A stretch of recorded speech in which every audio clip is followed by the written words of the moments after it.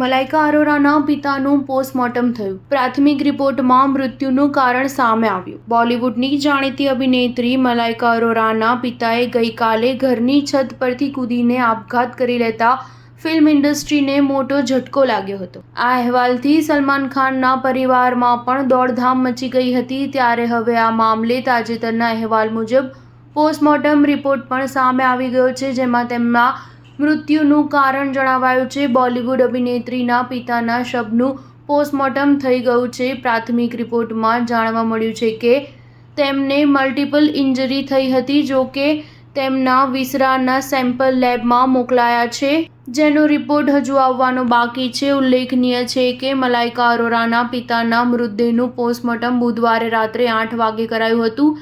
આજે તેમના અંતિમ સંસ્કાર કરાશે. અહેવાલો અનુસાર આજે મલાઇકાના પિતા અનિલ અરોરાના અંતિમ સંસ્કાર સાન્તાક્રુઝમાં કરવામાં આવશે. ઉલ્લેખનીય છે કે અનિલના મોતનું કારણ હજુ સુધી જાણી શકાયું નથી. અનિલે આત્મહત્યા કરી હોવાની અટકળો લગાવવામાં આવી રહી છે, પરંતુ કંઈ પણ ઠોસ કારણ મળ્યું નથી. મલાઇકા અરોરાના પિતા અનિલ અરોરાનો જન્મ પંજાબી હિન્દુ પરિવારમાં થયો હતો. તેમનો પરિવાર પંજાબ સરહદે આવેલા ફાઝિલકા જિલ્લાનો વતની છે. તેમણે ભારતીય મર્ચન્ટ નેવીમાં નોકરી કરી હતી. તેમણે મલયાલમ ખ્રિસ્તી પરિવારની યુવતી જોયસ પોલિકોર્પ સાથે લગ્ન કર્યા હતા. સ્ટાર ન્યૂઝ 7 હંમેશા સચ્ચાઈની સાથે.